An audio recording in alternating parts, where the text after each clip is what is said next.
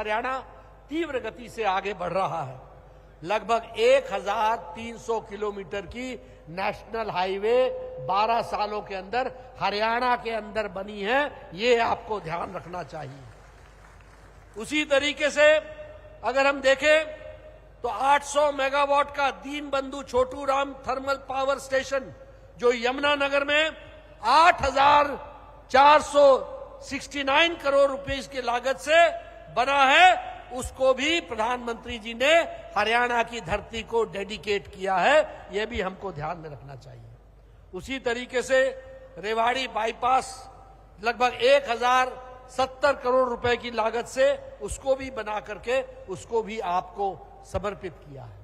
उसी तरीके से अगर मैं कहूं 112 नेशनल हाईवे 1 लाख करोड़ रुपए की लागत से गुरुग्राम हरियाणा में, वह भी आपको पिछले 12 साल में हरियाणा को दिया गया है, यह भी हमको ध्यान में है।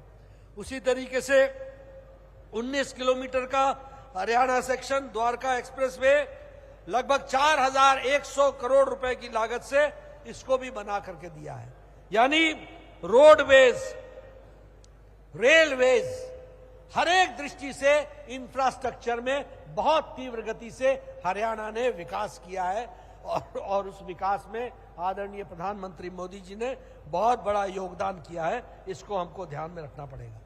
आज दुनिया की सबसे बड़ी मारुति की, सुजुकी की फैक्ट्री, वह भी हरियाणा की धरती पर खरखोदा में लग रही है 35,000 करोड़ रुपए की लागत से, और लगभग साल में 10 लाख गाड़ियां बनेंगी, यह हरियाणा के अंदर हो रहा है, इसको भी हमको याद रखना चाहिए।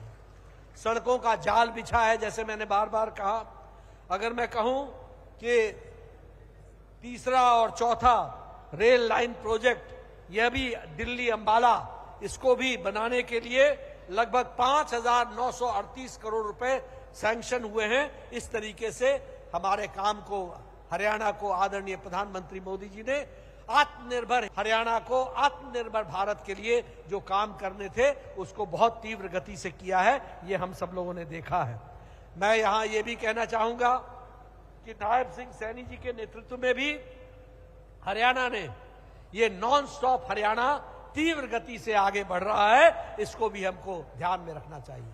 आज हरियाणा वह प्रदेश है जहां हर खाद्य पदार्थ पर, हर प्रोडक्ट पर एमएसपी हर प्रोडक्ट पर दी गई है। यह हरियाणा प्रदेश अकेला प्रदेश है, यह भी हमको ध्यान में रखना चाहिए कि वो एमएसपी जो है वो प्रोक्योर करने के लिए सभी क्रॉप्स पर वह एमएसपी देने के लिए आगे बढ़ी है। हम सबको याद है, यहां बैठे हमारे पुराने साथी सब लोग हैं, सब लोग पुराने साथी लोग जानते हैं, यहां पर आपने वो इनेलो का भी आपने राज देखा, आपने कांग्रेस का भी राज देखा, आपने वो भी राज देखा जब भर्तियों के घोटाले में नेता वर्षों जेल जाया करते थे। लेकिन जब से हमारी सरकार आई है, पहले मनोहर लाल जी की और अब नायब सिंह सैनी जी की, न खर्ची न पर्ची, और उसके बावजूद लगभग 35,000 लोगों को सी ग्रेड में नौकरियां दी गई हैं और उस तरीके से आगे बढ़ाने का काम हुआ है। दीनदयाल लाडो लक्ष्मी योजना में 2100 रुपए जो हर एक एलिजिबल विमेन को दिया जा रहा है, उसको आगे बढ़ाया जा रहा है।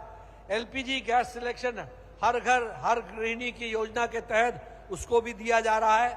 और बतौर स्वास्थ्य मंत्री मुझे खुशी है ये बताते हुए कि छोटा सा प्रदेश हरियाणा, इसको भी मोदी जी ने एक all India institute of medical sciences Rewari में 1100 करोड़ रुपए की लागत से वह भी बन रहा है और बहुत जल्दी बनेगा।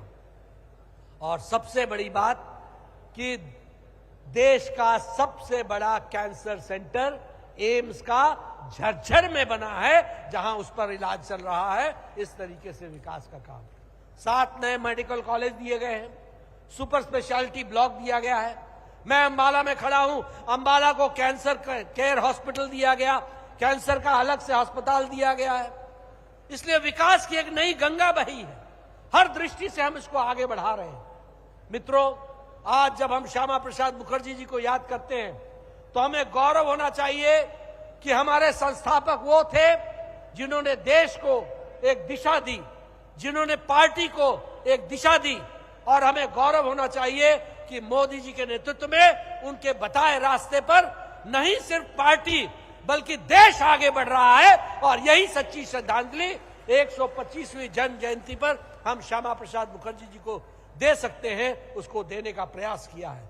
आज का दिन इस बात को संकल्प लेने का है कि जो काम मुखर्जी जी ने हम देशवासियों से आशा रखी थी, जिसके लिए उन्होंने बलिदान दिया, उसको हम समर्पित भाव से अपने आप में संकल्प लें और तीव्र गति से मोदी जी के आह्वान पर भारत को आत्मनिर्भर भारत और विकसित भारत बनाने में कोई कसर न छोड़े, अपना एक एक पल, एक एक दिन, एक एक घड़ी लगा दे। यही श्यामा प्रसाद मुखर्जी जी के लिए सच्ची श्रद्धांजलि होगी। आपने मेरी बात बहुत शांति से सुनी, इसके लिए आपका बहुत बहुत धन्यवाद। और मैं सैनी जी को इस बात के लिए धन्यवाद देना चाहता हूं कि उन्होंने अंबाला के साइंस सेंटर को, जो हरियाणा प्रदेश का साइंस सेंटर है, उसको श्यामा प्रसाद मुखर्जी साइंस सेंटर बनाने की घोषणा की है। और यहां एक भव्य श्यामा प्रसाद मुखर्जी जी की प्रतिमा लगाने का जो आपने निर्णय लिया है,